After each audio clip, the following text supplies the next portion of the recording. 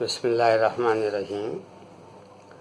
آج میں ذوق کے اس قصیدے کی تشریح آپ کے سامنے پیش کرنے جا رہا ہوں جسے انہوں نے بہادر شاہ ظفر کی صحت یابی کے موقع پر جب دوبارہ بہادر شاہ ظفر جلوہ افروز ہوئے دربار میں، تو انہوں نے اس وقت تہنیتی طور پر بادشاہ کے لیے پیش کیا۔ تو اس قصیدے کا مطلب ہے کہ زہ نشاط اگر کیجئے اسے تحریر، آیا ہو خامے سے تحریر نغمہ جائے سریر۔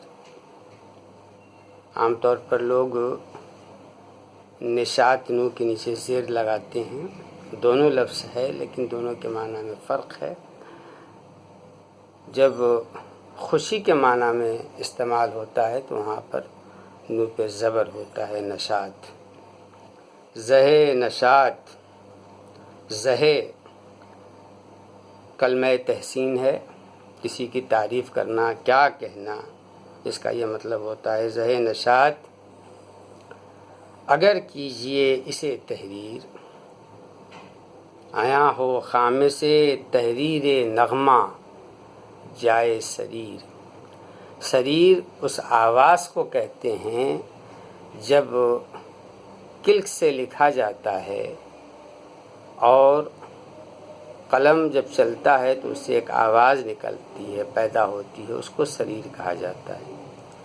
ہم لوگ جب بورڈ پہ لکھتے ہیں چاک سے تو کبھی کبھی چاک کے لکھنے کے موقع پر بھی ایک آواز نکل آتی ہے، اس آواز کو بھی ہم سریر کہتے ہیں۔ زیادہ تر جب پہلے کلک سے لکھا جاتا تھا تو کاغذ کے اوپر جس وقت قلم چلتا ہے اور دونوں میں رگڑ پیدا ہوتی ہے تو ایک آواز نکلتی ہے، اس کو کلک، اس کو سریر کہا جاتا ہے۔ اور خامہ مانے قلم، خامہ مانے قلم۔ آیا ہو خامے سے تحریر نغمہ جائے سریر۔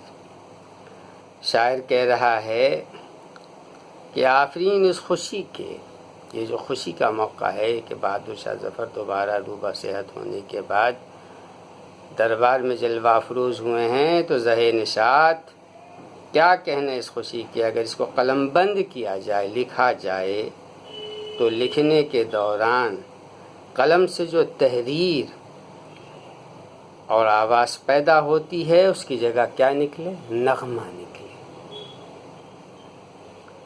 زباں سے ذکر اگر چھیڑیے تو پیدا ہو، نفس کے تار سے آواز خوشتر از بم و زیر۔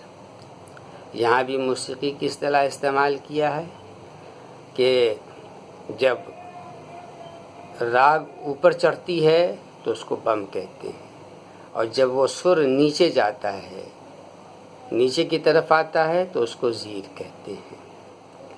شاعر کہہ رہا ہے کہ زباں سے ذکر اگر چھیڑیے، اور اگر آپ، یہ تو قلم کی بات ہو گئی کہ اگر قلم سے آپ کچھ لکھیں تو سریر کی جگہ نغمہ نکلے، اور اگر آپ زبان سے بادشاہ کی مدح کریں تو یہ جو سانس کا آمد و شدھ ہے، جو سانس آ رہی ہو جا رہی ہے، اگرچہ بظاہر اس میں آواز نہیں سنائی دے رہی ہے، لیکن یہ سانس کا اوپر جانا اور نیچے اترنا، یہ اپنے آپ میں، اس میں بھی نغمگی پیدا ہو جائے، اس میں بھی نغمگی پیدا ہو جائے۔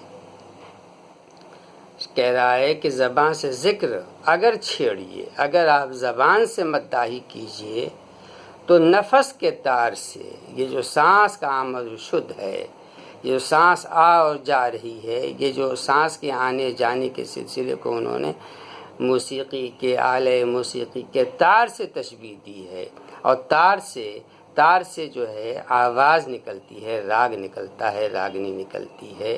تو شاعر کہہ رہا ہے کہ نفس کے تار سے آواز جو نکلے وہ خوشتر کا مطلب ہے خوب تر، اچھی، بہترین، کس سے؟ از بمزیر، جو موسیقی کے آلے موسیقی سے بمزیر، جو آواز کا اتار و چڑھاؤ، راگنی کا اتار و چڑھاؤ ہے، اس سے زیادہ خوبصورت آواز ہماری سانس سے پیدا ہو جائے۔ اگلا شعر ہے کہ ہوا یہ باغ جہاں میں شگفتگی کا جوش، کلید قفل دل تنگ و خاطر دلگیر۔ ہوا یہ باغ جہاں میں، باغ جہاں یعنی اس کائنات، اس دنیا میں، اس دنیا میں، باغ جہاں کا مطلب ہے اس دنیا میں، یعنی وہ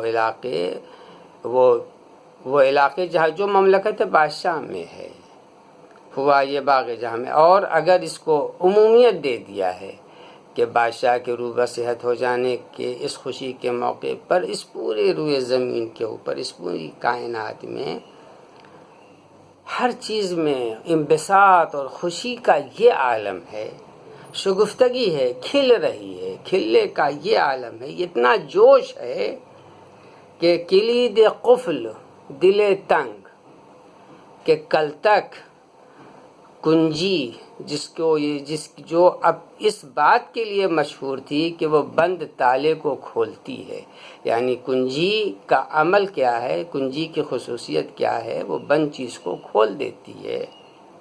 تو کلید قفل دل تنگ، تو آج کنجی جو ہے وہ بہت دل تنگ ہے۔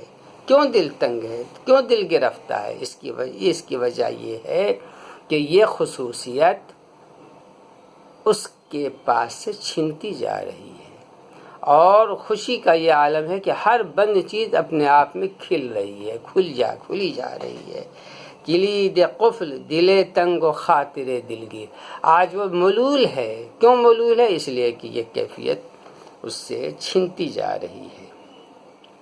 شاعر کہہ رہا ہے کہ اس پوری کائنات میں کھل اٹھنے کا یہ عالم ہے کہ تالے کی کنجی جسے اس بات پہ فخر تھا کہ وہ بند شے کو کھولتی ہے، آج وہ اپنے سے یہ فخر چھنتا ہوا محسوس کر کے مزمحل اور رنجیدہ ہے۔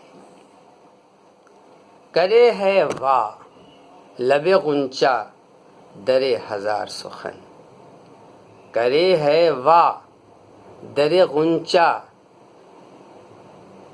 کرے ہے واہ لب غنچہ در ہزار سخن، چمن میں موج تبسم کی کھول کر زنجیر۔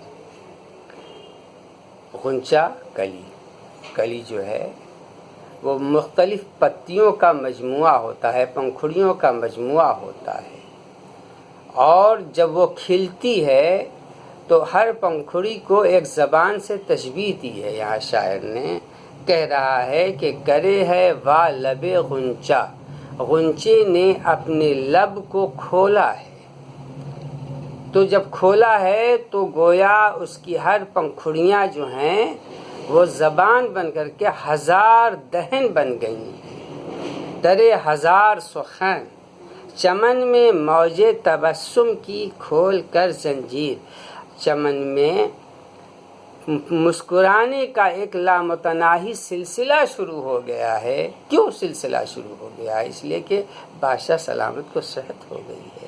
اس خوشی میں چمن میں مسکرانے کا، تبسم کا ایک لامتناہی سلسلہ شروع ہوا ہے، اور اس سلسلے کا نتیجہ یہ ہے کہ چمن میں ہزاروں لاتعداد جو غنچے ہیں، جو کلیاں ہیں، وہ خوشی سے مسکرا رہی ہیں، مسکرا نہیں رہی ہیں بلکہ گویا ہزاروں پنکھڑیاں زبان بن کر کے بادشاہ کی سلامتی کے لیے دعائیں دے رہی ہیں، اور اس امر میں وہ خوش ہو کر کے نغمہ زن ہیں۔ شاعر کہہ رہا ہے، اگر اس کو آپ لکھنا چاہیں تو اس طرح سے کہیں کہ چمن میں تبسم، مسکرانے اور ہنسنے، تبسم کہتے ہیں متبسم ہونا، مسکرانا، مسکرانے کا ایک لامتناہی سلسلہ شروع کر کے کلیاں اس طرح کھل اٹھیں ہیں کہ ہر پنکھڑی ایک دہن گویا بولتا ہوا منہ نظر آ رہی ہے۔